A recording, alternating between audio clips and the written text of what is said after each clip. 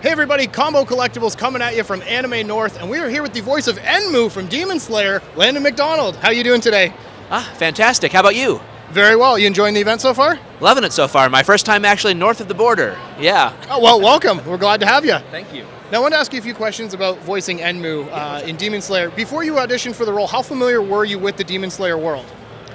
I knew in broad strokes what it was about. A friend of mine had actually bought me the first volume of the manga, and I started reading it, and I was like, oh, wow, this sounds really cool, but also kind of, deep and dark, and, it was more than I wanted to take on at the time, so I only read the first volume or so.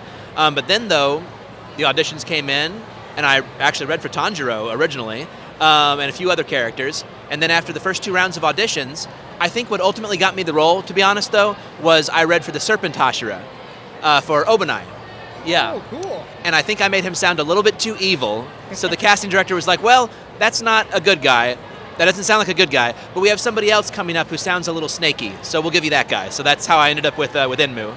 Okay, that kind of leads into my next question, actually. I was going to say, Enmu had such a, in the best way possible, really creepy, demonic voice. How did you find that when you were trying to find his voice?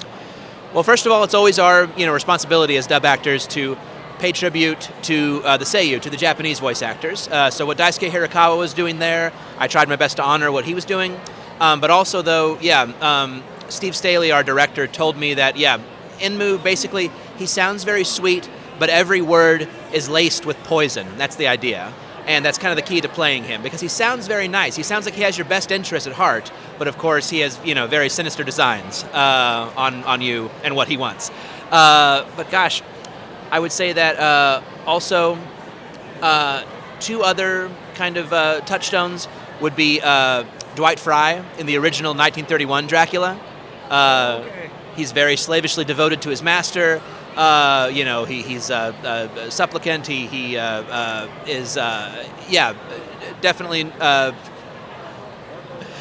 He kind of has this obsession with Dracula in the same way that Enmu has an obsession with Muzan. And also, I would say to some extent, in terms of the sadomasochism of the character, there was a Bond girl, a very bad Bond girl, and by bad I mean very good Bond girl, named Xenia Onatop in GoldenEye, who's played by Famke Jensen. And her portrayal also definitely influenced my take on Enmu, for sure.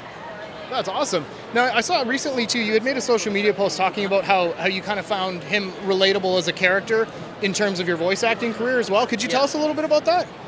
Well, I think the trick to playing villains, I play a lot of villains, and the trick is to find that little sliver of commonality.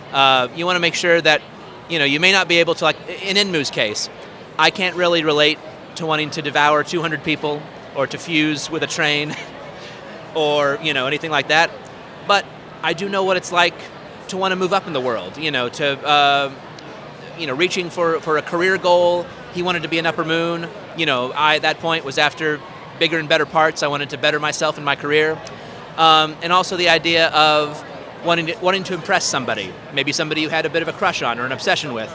And I think that's definitely how Enmu feels about Muzan. He wants to advance, he wants to become an Upper Moon, not only because it's more power and more glory, but also he gets closer to his master, and that's a big part of it.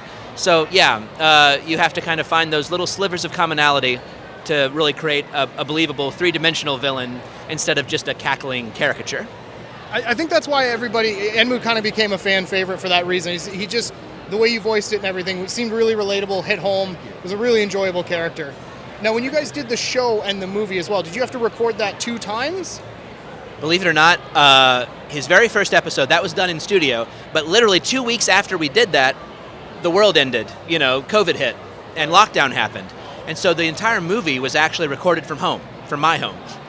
Wow. Yeah, so I had to turn my walk-in closet into like a workable broadcast quality studio, and that was easier said than done. Yeah.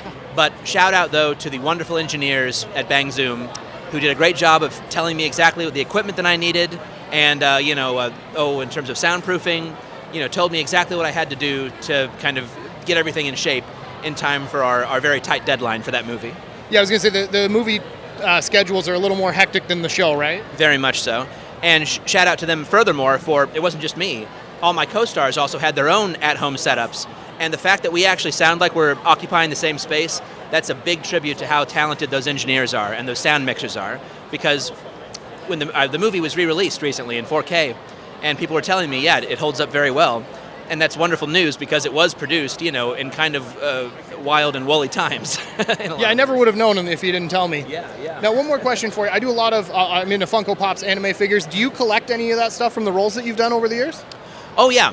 Anytime one of mine gets a Funko Pop, I definitely keep a few for myself, for sure. I have a little shelf. I used to call it the My Shelf. Now the My Shelf has become the My Room, actually, because I've run out of space for merch for Enmu and Vice Captain Hoshina and Kaiju number 8 and Rampo. Oh, yeah. It's a good problem to have, yeah. Oh, that's awesome. Well, we don't want to keep you too long, but thank you very much for your time. And you're going to be here all weekend, right? Anime North? All weekend, yeah. All right, guys. Come on out. Bring your Funko Pops. Get them signed. Thank you so much. Appreciate it. Absolutely. My Enjoy pleasure. the rest of the con. Thank you.